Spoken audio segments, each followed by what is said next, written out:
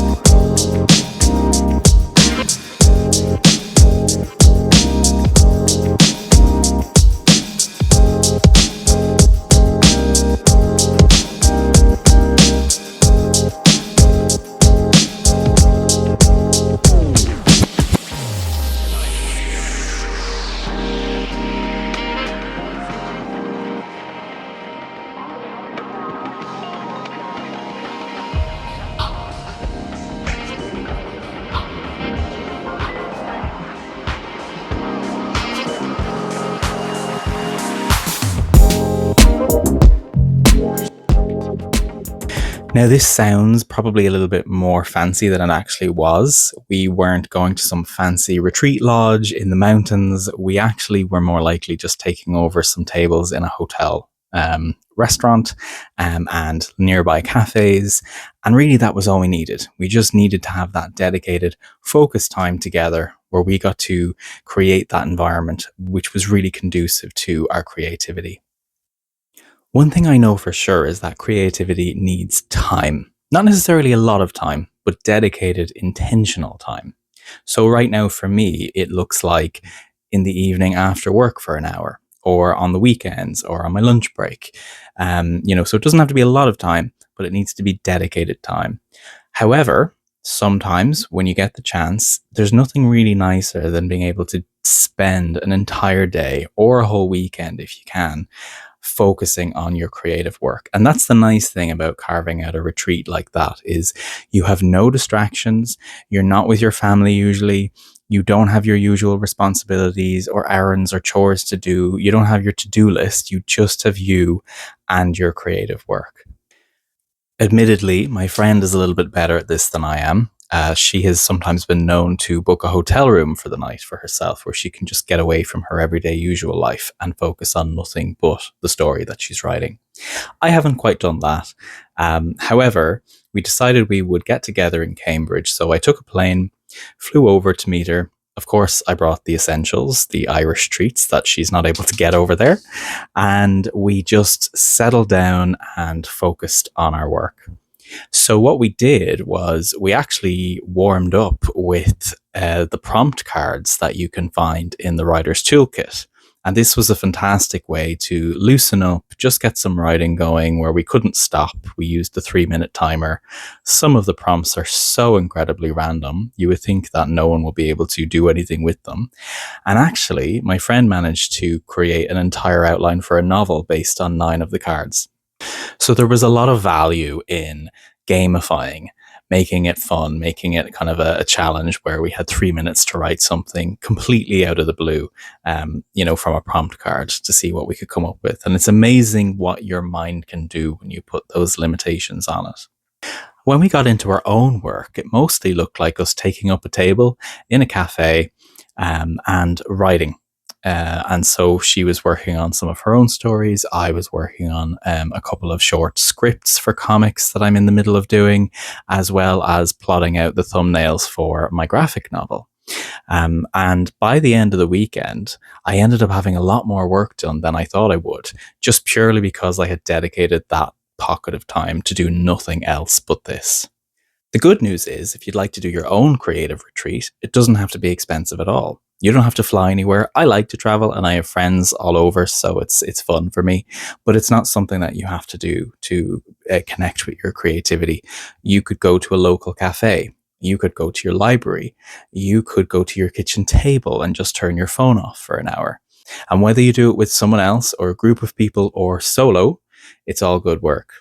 I found that I quite liked working in a cafe as long as nobody was too distracting. I kind of liked the background noise and the buzz of people. But my friend actually prefers to work in complete silence. And I have other friends who prefer to work with music on.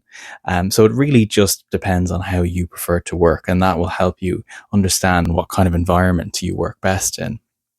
Now, you absolutely can go to a fancy hotel or a retreat lodge somewhere with beautiful scenery and all kinds of things like that. You absolutely can do that if you'd like, but it isn't necessary.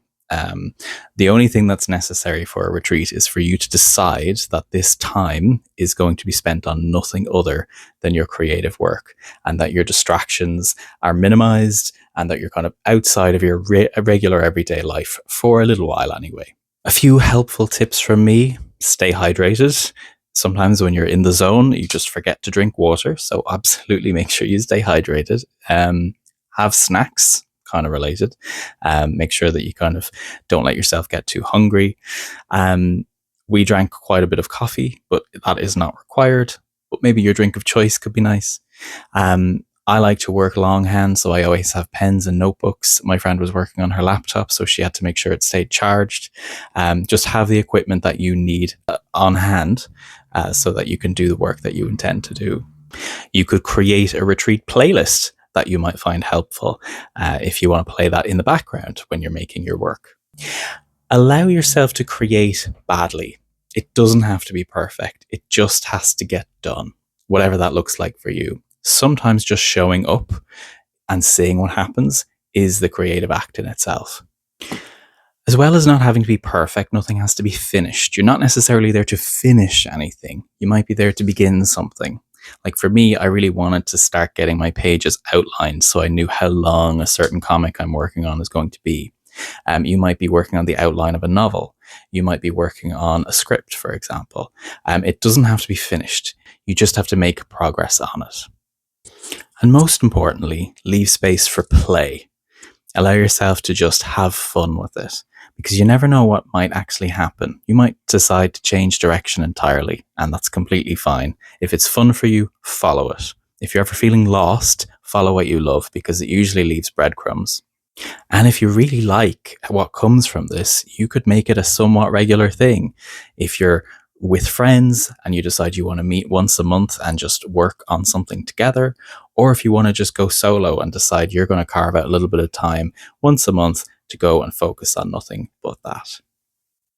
When it was all finished, I came home with pages of notes, lots of new ideas, and most importantly, a renewed sense of just excitement for the projects that I'm working on.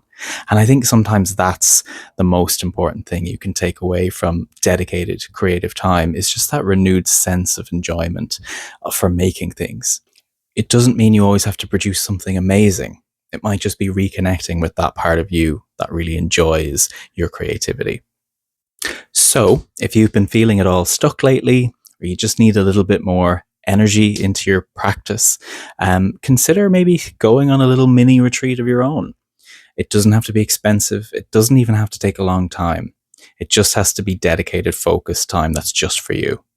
Sometimes just time and space and just a dedication to showing up for yourself is really all that you need.